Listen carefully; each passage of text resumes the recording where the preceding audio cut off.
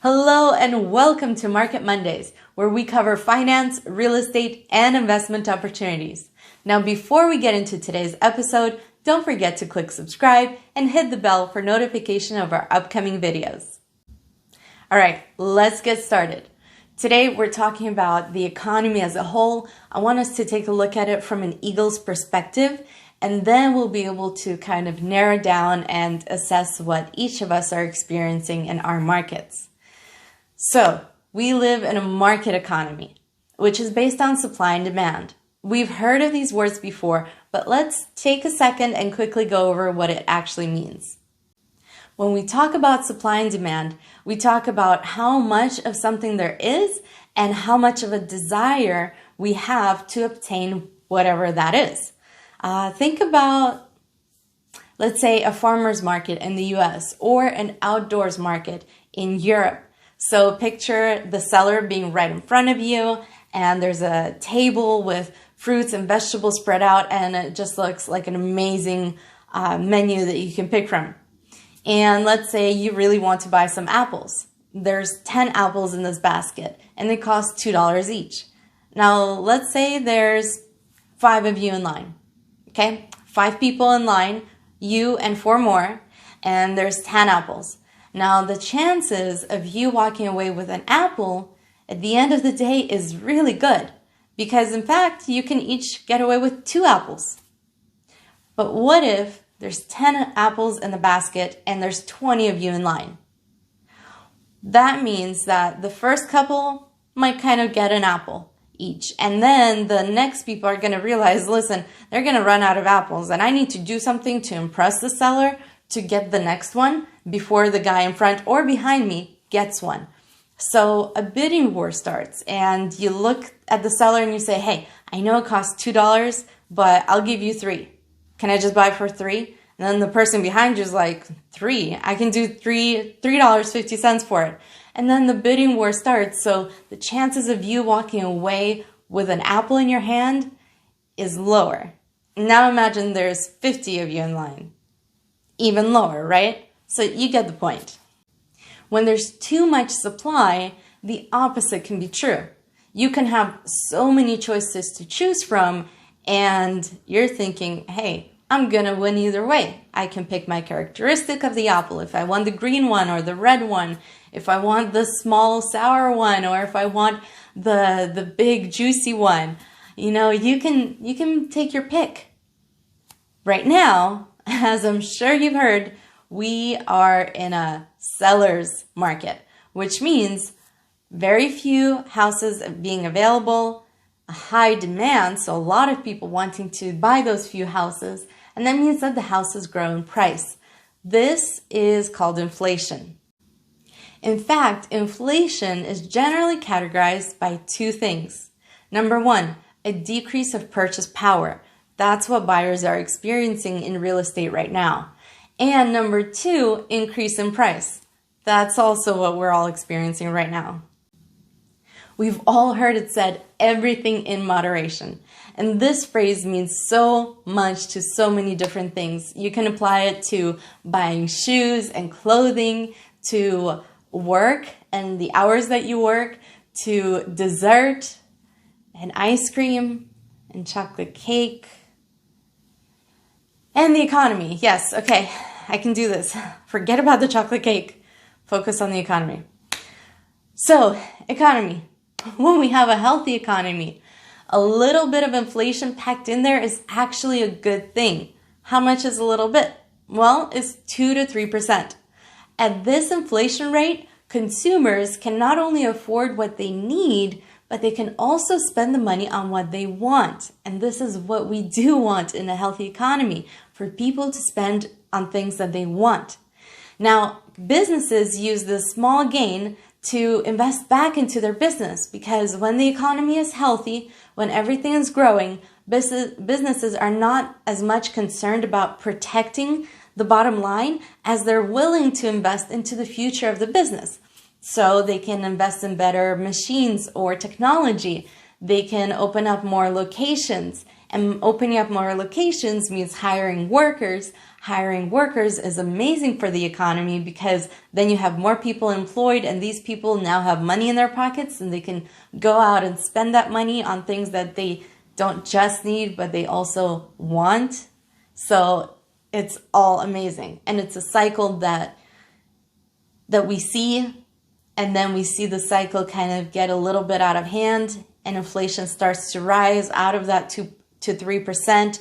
And then consumers start to feel it on their pocketbook, because now instead of shelling out like $3 a gallon for gas, now they're looking at like $6. And we kind of start pinching the money that we spent because we realize that we need to cover the needs before we cover the wants.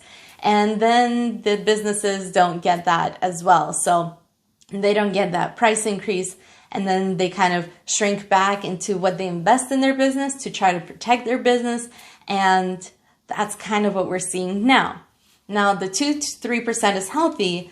What are we seeing today? Today, we're seeing a percent of 7.9.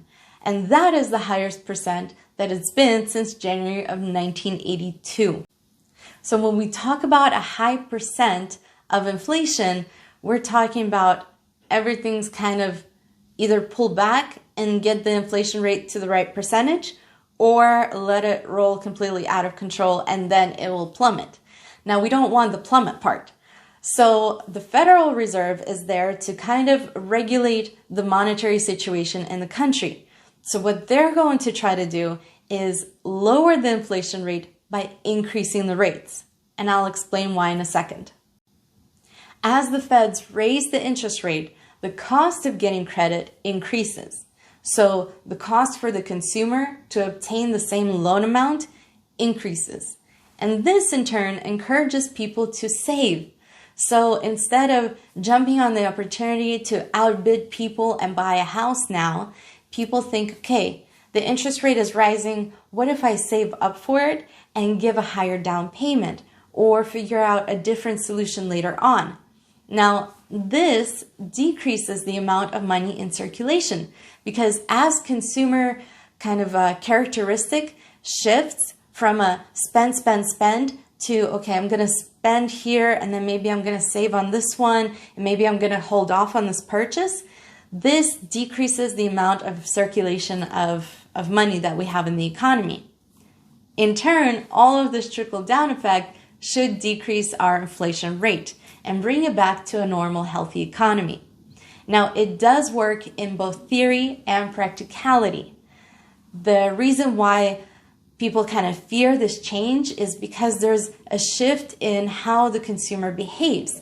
And when we're talking about one consumer, it's typically fine. When we talk about 100 consumers, it's typically fine. But when we talk about consumers all across the US making the same kind of decisions and asking themselves the same questions, that's what both changes the economy and decreases the inflation rate, and at the same time shifts what the consumer is doing. Now let's talk about real estate and how this whole paradigm changes what it means for the sellers. As we're very well aware, right now we're in a seller's market. So the sellers control the picture. There's a lot of demand on few supply. So a lot of people want to buy houses, and there's kind of just a couple of houses out there on the market. Earlier in the year, this disbalance was huge. It was seen as, in one city, you can find just 2 houses on the market under 800,000. And in a county, you can find like 20, 30 homes maybe. Those were dismal numbers, and it was so hard for the consumer. But as we all know, or for the buyer, but as we all know, in the springtime, sellers kind of get their homes ready when the cherry blossoms start to blossom, when magnolia trees or bushes are springing up, those are beautiful shots to be taken. Kind of the energy is increased all around. So that's when people decide to sell their homes. Right now, we're seeing a bit of a shift, a bit of a balance to the market, where in King and Snohomish counties of the Pacific Northwest, we're seeing like 47 days of inventory, and it's over 30 days, which we were down to like a week in December and January. So it brings hope to the amount of supply we have for the demand, but it also affects how much demand there is, because a lot of people are either giving up or they're realizing that the interest rates means they don't qualify for the same amounts. So even though the homes are there, the prices are there too. And now this consumer can no longer afford the same amount of house that they could have afforded in January because they waited too long and thought their real estate agent was kidding when they said interest rates will increase. So what is expected to happen to those interest rates, especially to the end of this year, because we still have a lot of it left, right? The economists believe that because the Feds still have 6 meetings lined up till the end of the year, they have 6 opportunities to raise those rates. And what they're essentially going to be looking at is seeing if the economy is healthy enough and progressing healthy enough to keep that percentage the same, or if they should further combat that inflation by increasing and driving up those rates. That is what we actually expect. So most economists predict that interest rates will increase by about 1 to 1.5% further from where they are right now till the end of the year. And then you ask, okay, so inflation rate is high, interest rates are going up, what's going to happen to prices? That's a good question, and I'm glad you asked. Last year, homes increased by 25% over 12 months. Now, this year, we don't expect to see that high of an increase in home prices, but home prices are still expected to be stable enough to increase by 2 to 3%. So, if you are a seller, know that we are near or at our peak home values. So selling it now in the spring when people expect for people to sell is great, because you have the demand, you have the buyers lining up and still willing to put in those offers, and you're in a great position. If you wait down the line in the year, you're not going to be winning by much. So especially if you have investment properties and you're renting them out, or maybe they're not renting out at higher prices that you want them to, consider selling and using that equity to maybe go into Airbnbs or other things that you've wanted to diversify your portfolio with. For the buyer, consider the fact that I know the prices are hard and it's hard for you, but when you're looking at increasing interest rate by at least 1, maybe 1.5%, you may end up qualifying for less down the line in the year. And prices are 2 to 3% increase is kind of like saying it's just going to be stable, right? So are you going to look at homes right now, and are you ready to purchase what fits your lifestyle and what fits your family? Or are you going to wait and see and hope that the economy maybe plummets or something and house prices are going to decrease, which is not expected to happen this year? So you're in the same or better, greater position right now as buying power than you might be at the end of the year. So this encourages everyone to kind of ask themselves more questions than make a decision right now. But when you're asking yourself, ask yourself, okay, I kind of feel like this or this is a better decision for me and my family. Ask yourself the second question, am I ready to take that step? Thanks so much for joining us on our first episode of Market Mondays. We hope to see you again next week.